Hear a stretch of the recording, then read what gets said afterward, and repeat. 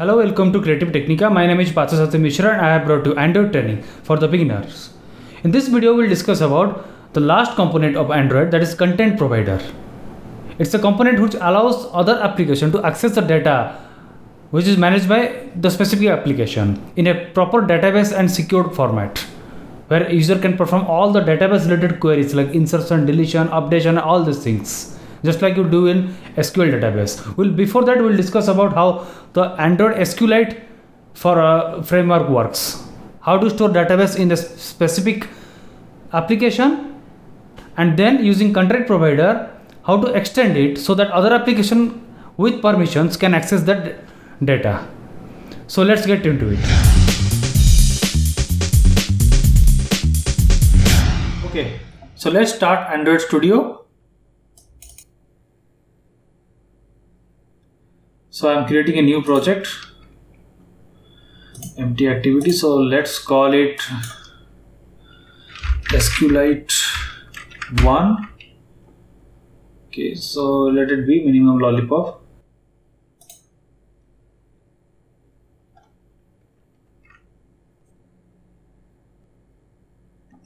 Okay.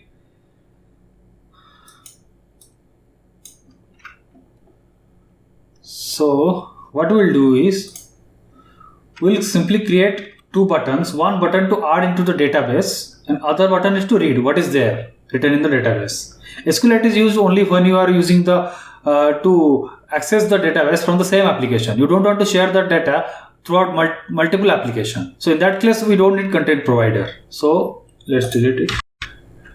Convert it to linear layout.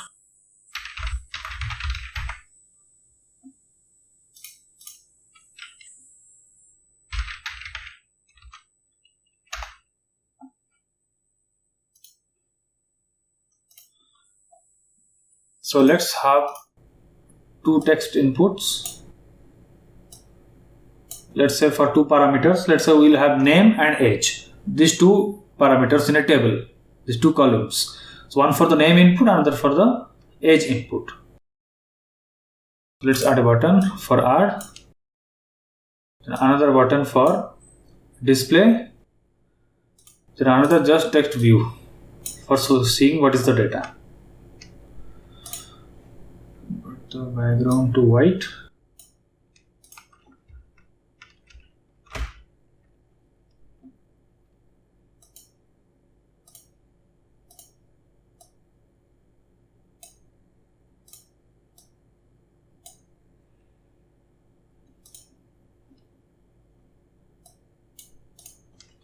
This is txt1, txt2.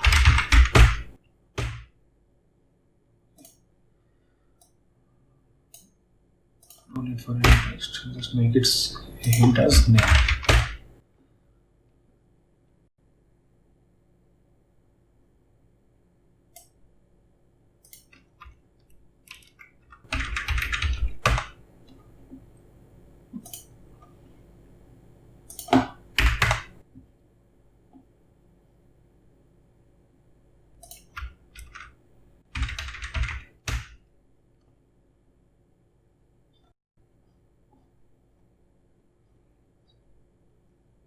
Let's the hint as age. Okay, now let's make it as add.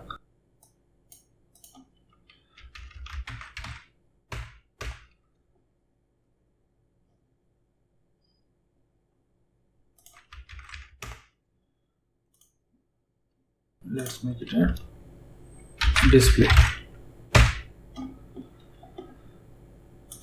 Change the name.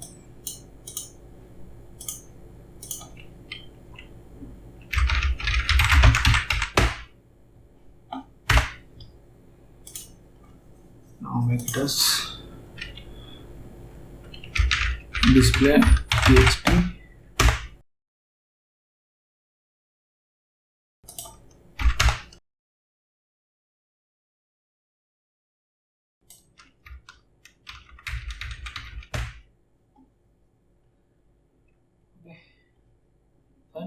Our layout is ready. We don't need anything much for this present example. Okay, as we did before, let's instantiate everything.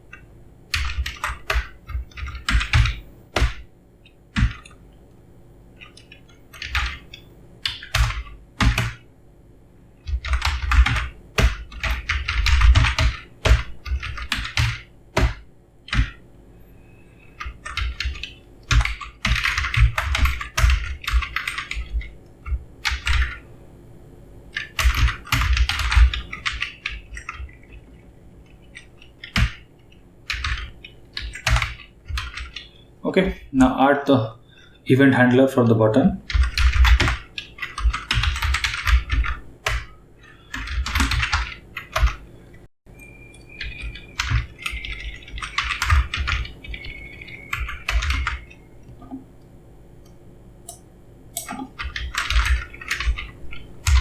Okay, now our handler is ready.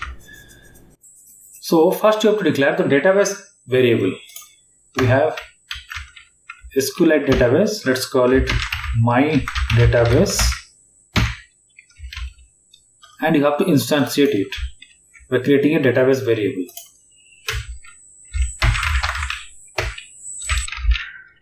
Open or create database. So if it's already exists, when you open next time, then it will just open it. It will not create it anything new. Okay. So let's call the database name as mydb, something like that. And you have to use the mode private. Then the next parameter I will give null. Okay, so you have to close it when you close the activity to make sure your data is handled properly as a good practice. So what we'll do is we override the undestroy.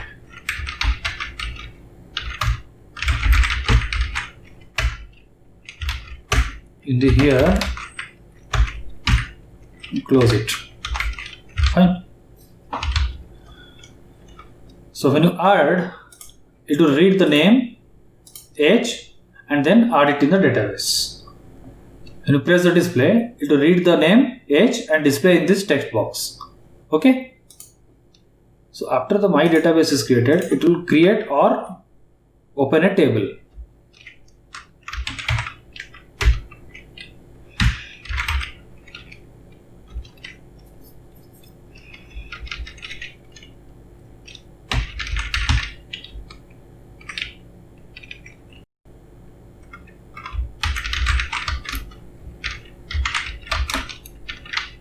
Create table if not exists.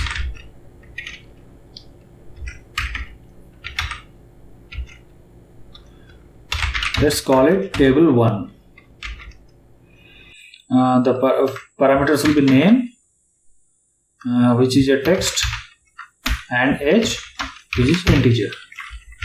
Fine. A table is created. The next time if you open it, it's already existed, you don't create anything else.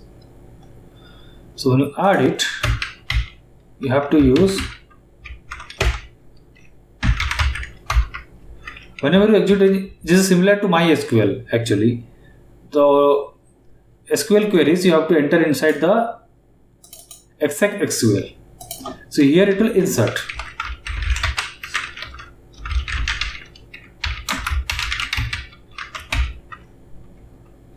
Insert into table 1, then values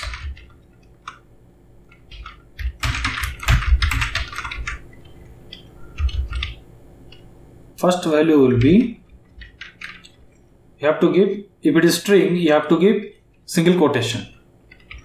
This is our name text dot get text plus, then we have the integer age text dot get text, then you have to close the bracket, semicolon. Now this completes one SQL query. So this does the insertion work. So when you put the show button, it should select this table and show this value.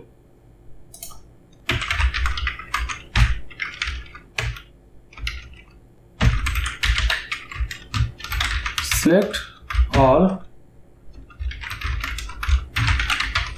table 1. So to read it, what you need is my database dot raw query.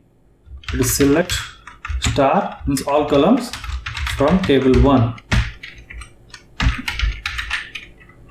and you have to declare a cursor for that. Cursor is the pointer to the present row of a table.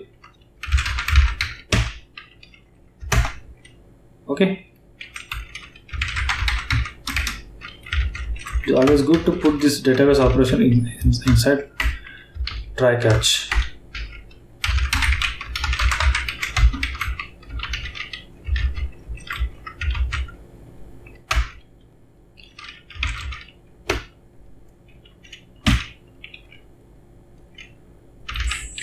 First point the cursor to the first entry. Now iterate till you reach the end of the database.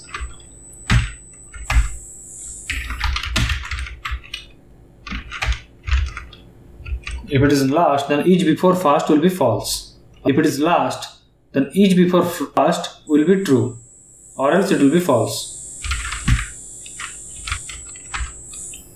Get string, it gets the data of the column. For example, you get name by string 0, get string 0, we will get age by get string 1. Okay, so what you have to do, you have to show that here. Let's show line by line. So it is our display text. Set text.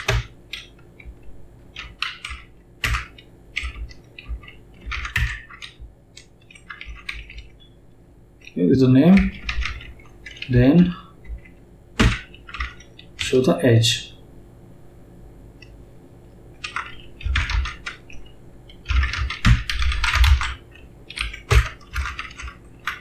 Okay. Now let me. So before that, let's make the display text clear. Instead of set text, it should be append text.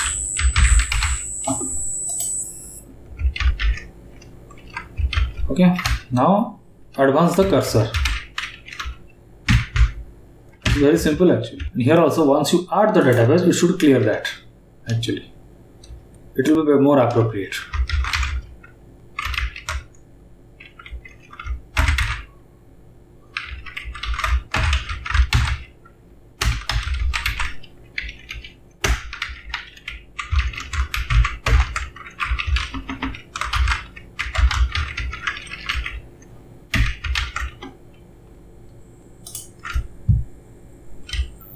One more thing, this bind args is not needed.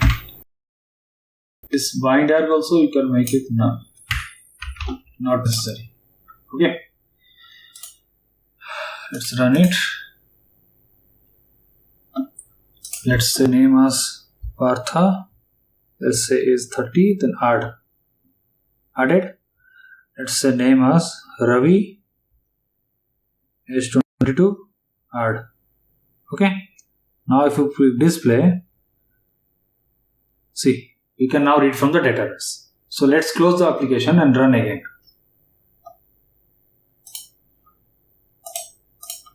Okay, now run the application again. See the display. Database is still there. Simple. This is how you used to use SQLite when you want to save some parameters or any data which will be only restricted to your application. It should not be shared to any other application.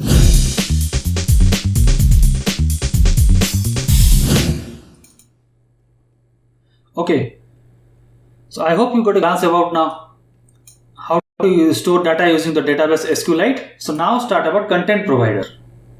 So create a new project. Let me call it provider 1.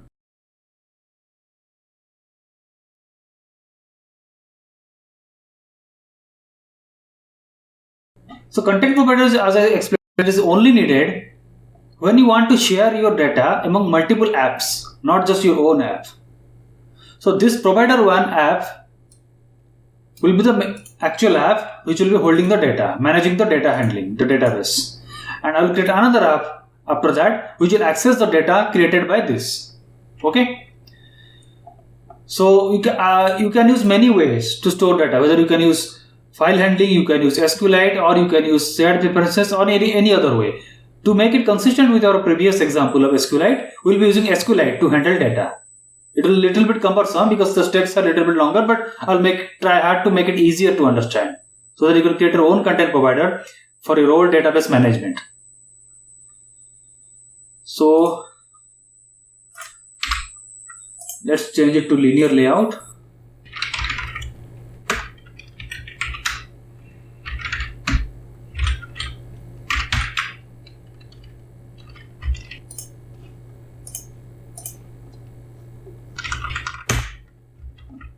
As you know, we have already created buttons or a text field as a form to import different parameters like name, age.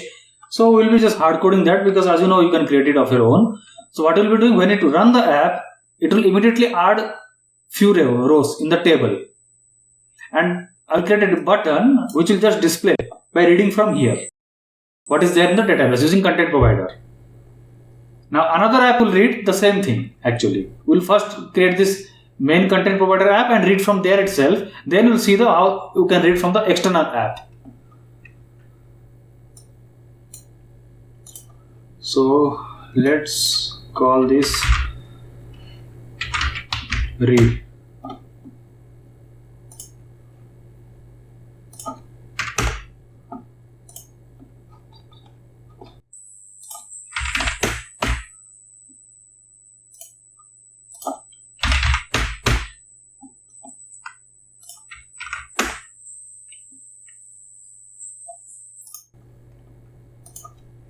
Let's instantiate the same thing which we done before.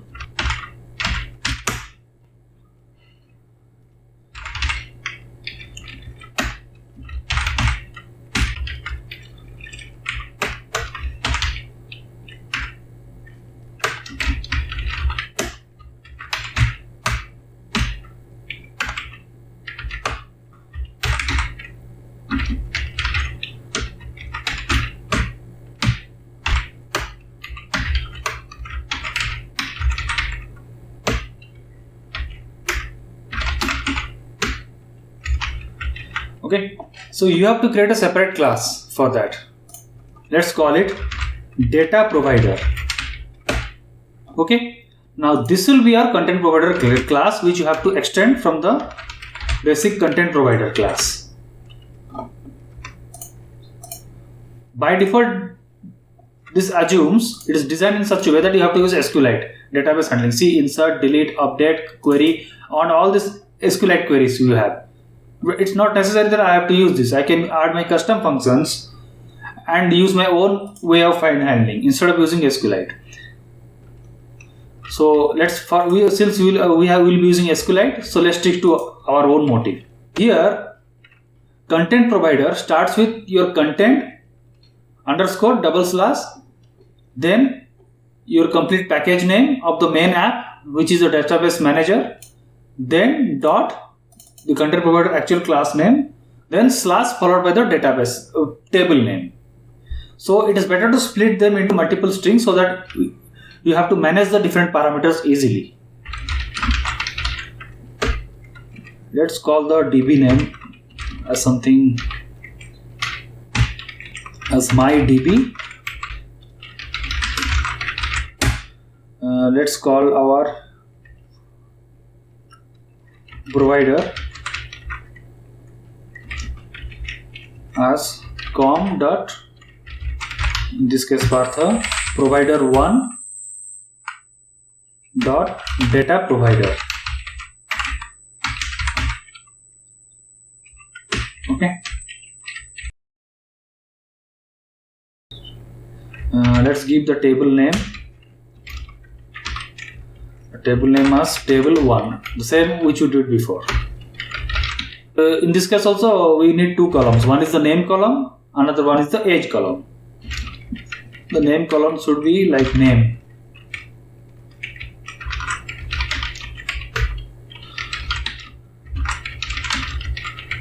And age column string should be age. Okay. So URI is nothing but the URI code.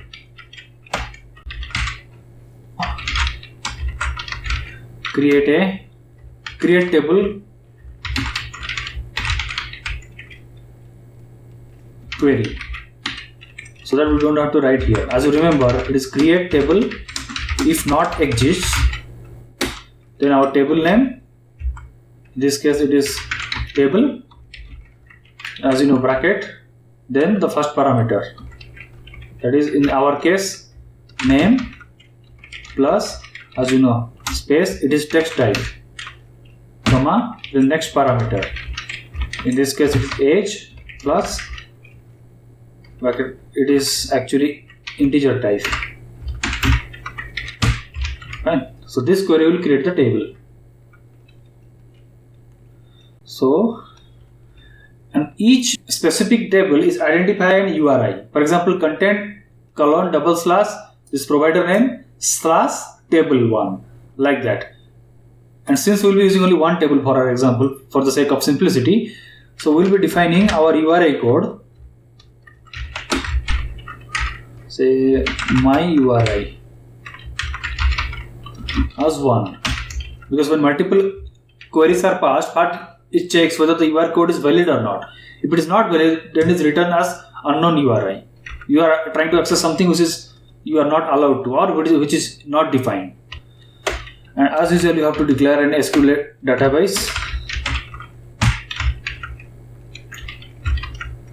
and you have to compare the URI. There is an easy class called URI matcher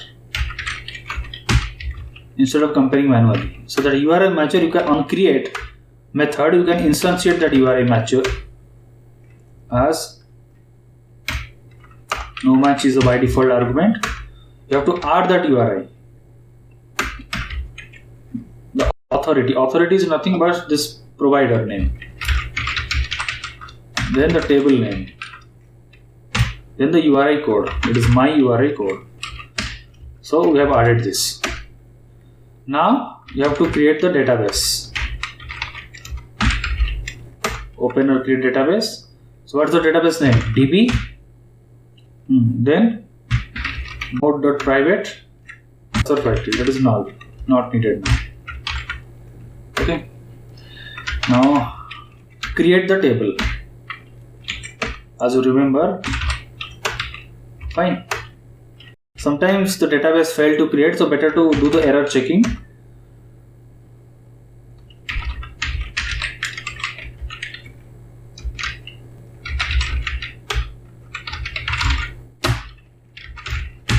Fine, our create function is ready. Now this is the main query part. When you are fetching data, actually, this time it happens. It passes all the columns, then the arguments, then the conditions, all this. Actually, in this version, as I said, it's not writing properly. You should mention what they are actually. This is returning a cursor. So, before that, in every query, you have to compare whether that URI, which is the identifier for the data, is valid or not.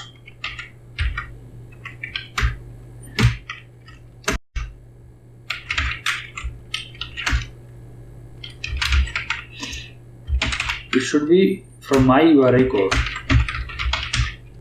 or else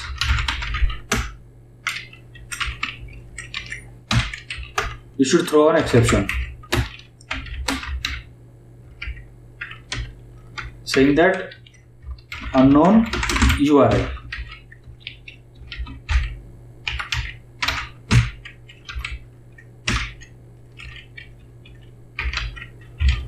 Okay, so this will be common to all. First copy this to all the functions.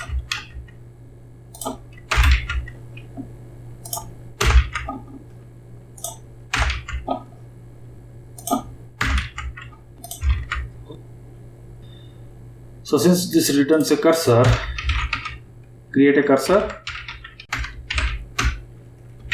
What we'll do is execute the SQL query. Your table is table and the columns are already passed. Here are strings. Then the selections are S, which is already passed. Then the selection arguments are strings 1.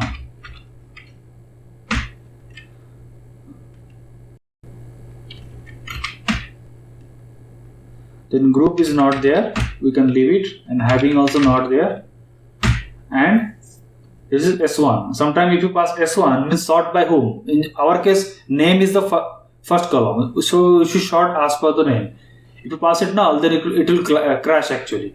So better to do a checking. If S1 is equal to null,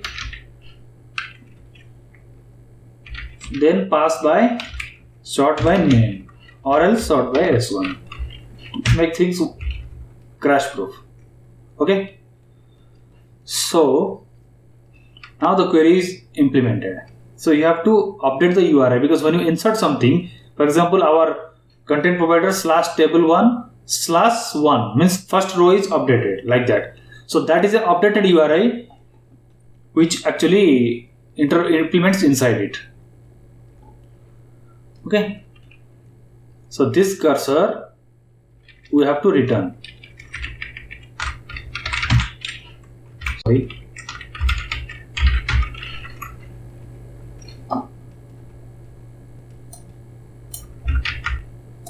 Better to define the cursor at the outside. So once a update is done, it is better to notify it. Get content resolver dot notify change. We change the URI. Then observer, content observer is not needed for our example. Okay, this is our query function for the database management. Simple. And get type is just for the notification for the user. If a client from another app want to get what is the type, data type I am using, what should it return actually in general. So you can write something return, it doesn't matter what it returns. Our case it is app, it is com dot,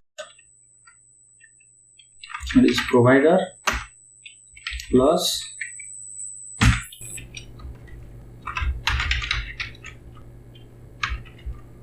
it will return this. So this return is not needed. Simple. Now when you do the insert, see it is returning the URI, because when URI means the complete identifier of the data. So /table1 is only the URI of the database, but the database has multiple rows. So it will return the URI of that specific row. /table1/1 if it inserting in the first row. So it is actually long. This is database could run up to thousands. So that's why they choose a long type data. Say row ID. Okay.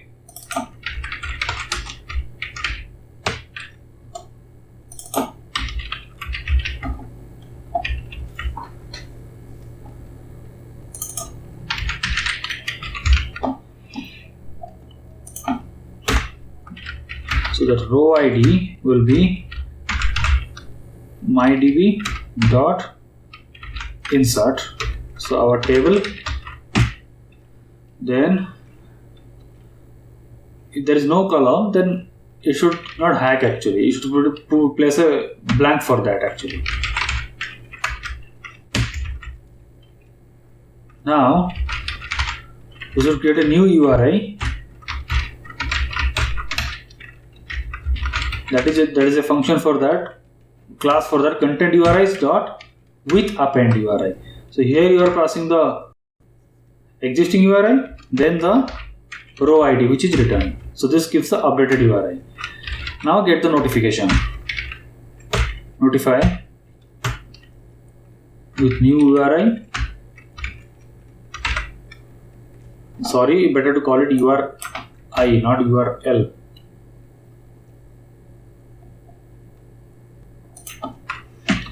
No observer.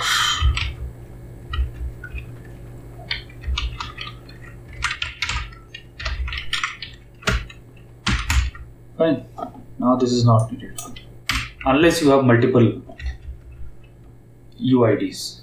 Same for the delete. It also returns a count. How many rows it deleted? How many rows is updated? Like that. So this is integer type. Let's call it count and return the count.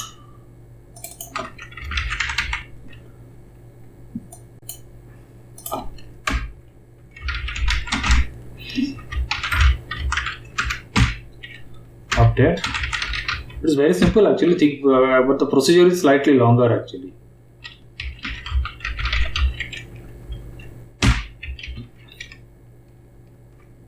Dot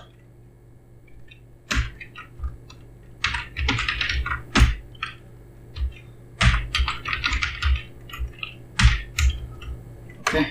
Now same notify.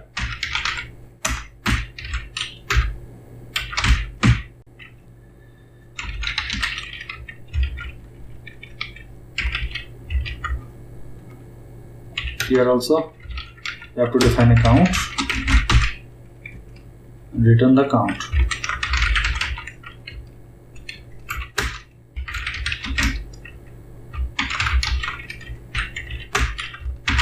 Table current values as strings. This is arguments actually.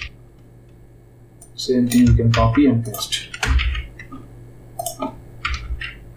Is it that complicated? I think once or twice if you do by yourself, you can remember this process. Quite simple. So I think our content provider class is completed. XG spelling is wrong, sorry. So here let's define an URI just for our easy.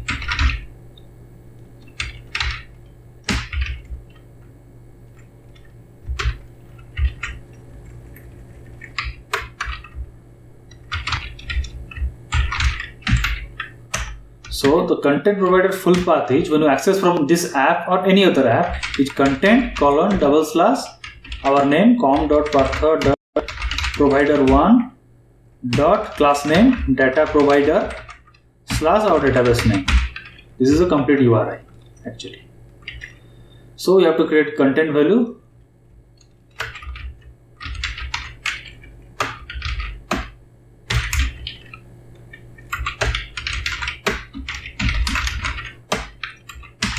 Okay, let's insert two rows. So what you have to do is content values just put what you have to say name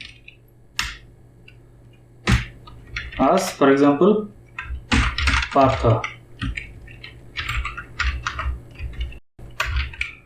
Then age say 30.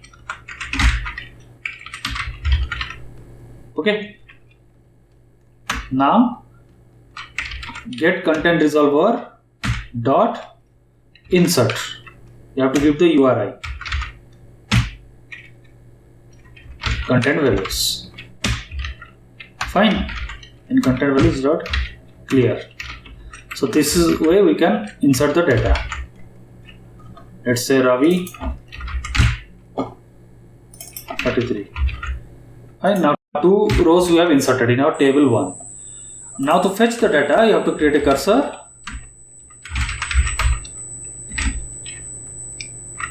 Get content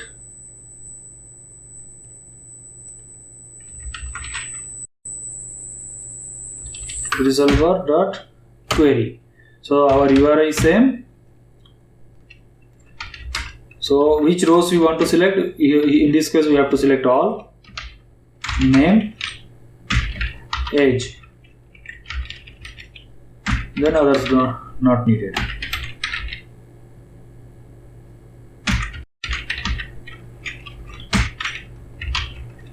Fine. The cursor should not be null. You have to check it. Anyhow, in our case it won't be. Have to move to the first. Now our txt dot. Let's make our text blank. While if it is not after last, then carry on parsing.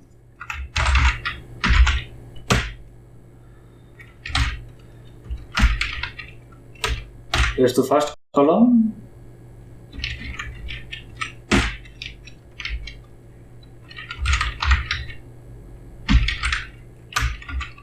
Second column, age. Then new line. Then move to next. Fine. So everything is done. One thing we forgot: whenever you add a new component, you should define in the manifest file. So we need a provider. The authority is the actually name is the actual our class name, and you should define it completely. The full provider name. Fine. And you have to make, not for this, exported true. And you have to define the permission, both read permission and write permission.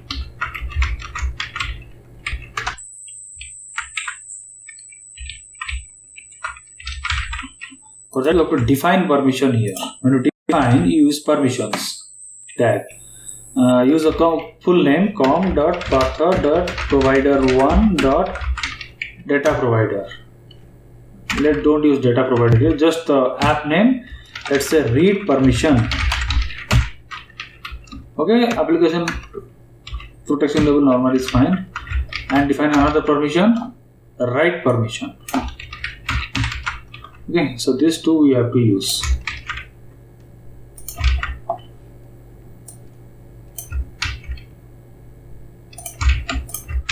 That's all. Let's see how it works.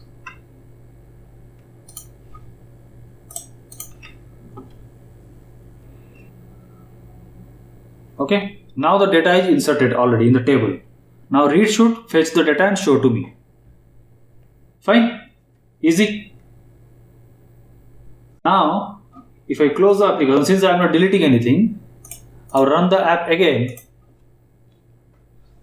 Now see, 2 more rows has to be added now. See, it's keep adding and adding because we are not deleting. Every time you run, you add 2 more rows. So now create another application. Only this much thing we need.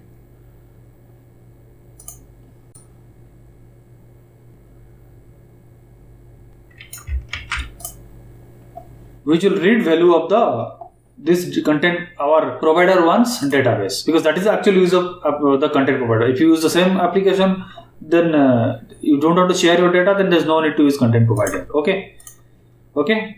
So let's create a new project. Let's call it test.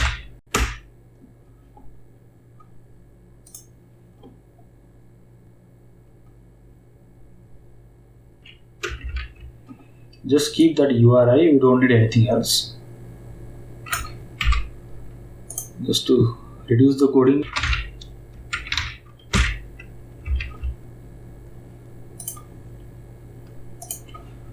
Here just you run and it will directly read and display. No need to do anything else.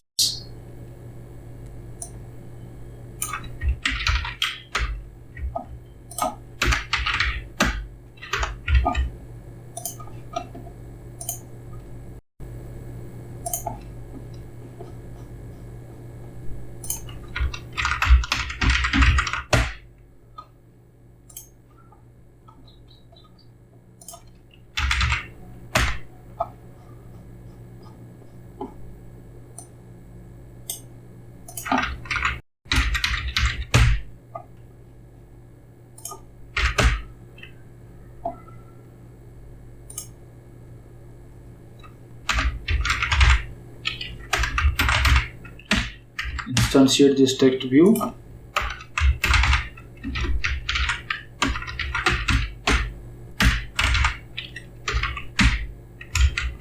Okay. So this is the complete content provider path.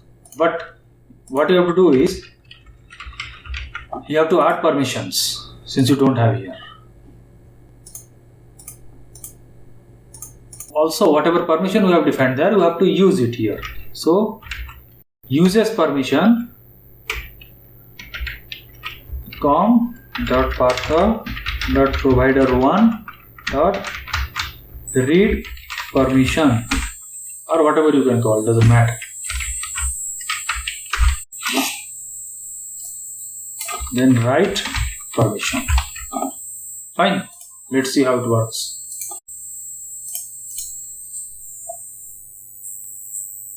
Simple. Now see.